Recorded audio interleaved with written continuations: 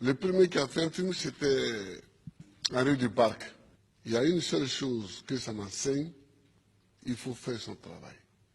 Il faut avoir foi en ce qu'on fait. Moi, j'ai une foi en l'Afrique. C'est tout. Et je fais ce qui me semble bon pour l'Afrique. C'est ça que je fais. Le reste, c'est pas important.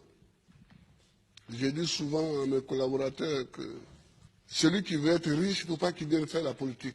Si quelqu'un fait la politique et qu'il devient riche, c'est qu'il est voleur. La politique n'est pas là pour enrichir les gens. En politique, on te donne les moyens pour que tu vives correctement, mais il y a un travail à faire. Si celui qui veut être riche, il fait des affaires. Il ne devient pas professeur, il ne devient pas journaliste, il ne devient pas caméraman, il ne devient pas homme politique. Ce n'est pas des métiers où on devient riche, ça. Ce n'est pas des métiers où on devient riche.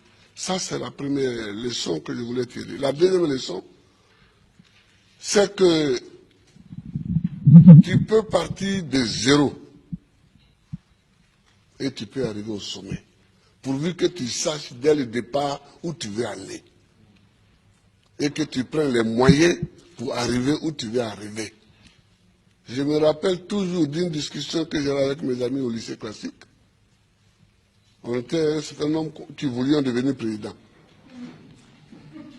Chacun dit va devenir président.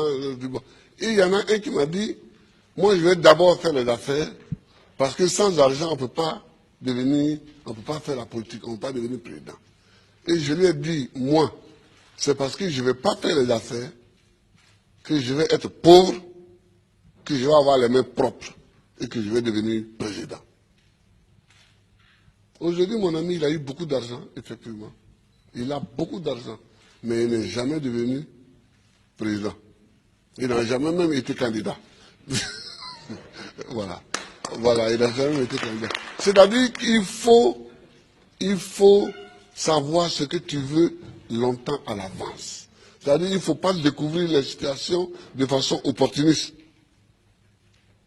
Il faut savoir ce que tu veux être, ce que tu veux faire. Et tu te traces ta ligne de conduite. Donc tout ce que tu fais dans la vie, moi j'ai fait histoire pour devenir président.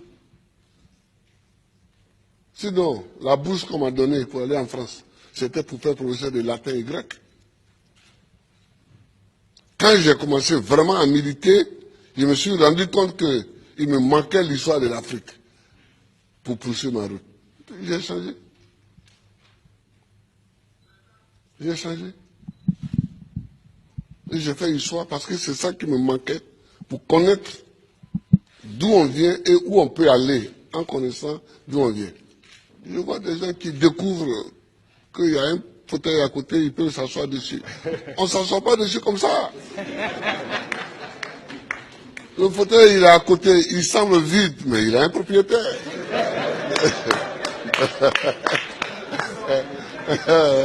Il a un propriétaire. C'est quand tu veux t'asseoir dessus que tu te rends compte qu'il a un propriétaire. Et le propriétaire, il faut savoir que le propriétaire du fauteuil présidentiel, c'est le peuple. Il faut toujours savoir ça, que c'est le peuple. Tu as beau être ce que tu es, si tu ne sais pas que c'est le peuple, et que tu ne te conduis pas en conséquence, tu ne peux pas t'asseoir dessus. C'est tout ça que moi j'ai envie que les Africains sachent. Et puis, il faut aimer son pays, il faut aimer l'Afrique. Le président Laurent Gbagbo a aussi donné le sens de son combat pour l'émancipation et la dignité des Africains qui ont aussi droit, selon lui, à vivre heureux dans leur pays, qui regorge des richesses inestimables. L'Afrique est une terre qui a subi tellement d'épreuves. Je ne sais pas si dans le monde, il y en a qui ont subi autant d'épreuves que nous. Les Juifs aussi ont subi beaucoup d'épreuves. Mais nous, les Noirs africains, tout le monde s'est assis chez nous. Esclaves. Esclaves de maison. Esclaves de la traite négrière. Colonisés. Torturés culturellement. Parlant les langues des autres. Tout ça, décoloniser. Mais nous, on a des grands combats à mener. Et les grands combats que nous avons à mener, ce n'est pas pour se venger des gens, c'est pour au moins être homme aussi, comme les autres. C'est ça qu'on appelle la dignité. Quand tu passes, il faut qu'on sache au moins que c'est un homme qui passe. C'est tout. C'est tout ce que nous voulons. C'est tout ce que nous recherchons.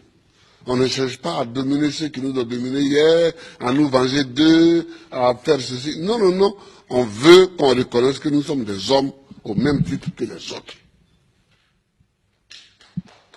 Mais ça, si nous-mêmes, on ne prend pas les moyens, qu'on est toujours chez eux en train de mendier,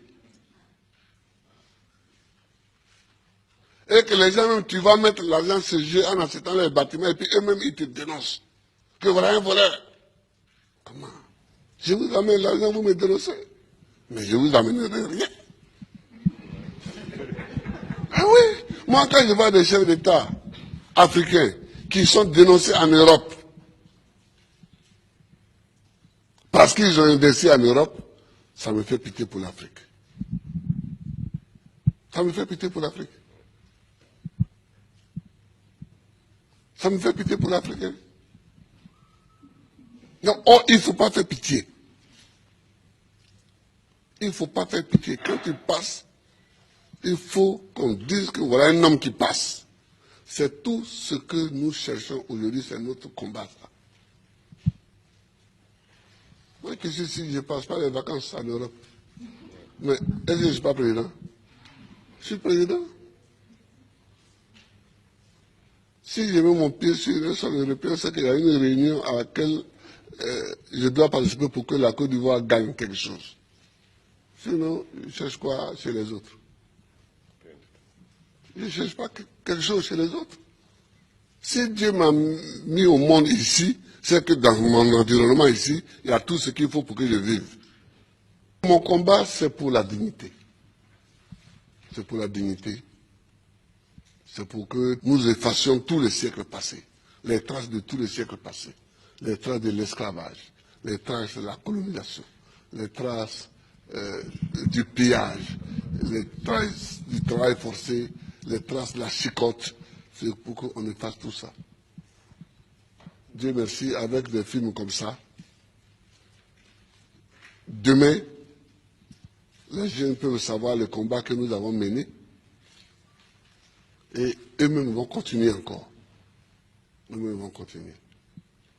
Je vous remercie, Aboudraman. Je vous remercie, Ami Kéré. Et tous les amis qui sont venus, je vous remercie. Que Dieu nous bénisse. Que Dieu nous bénisse. Le producteur d'un homme, une vision, Abderrahmane Ndiaye, et la réalisatrice Anne Kélé Thibou ont remis au président de la République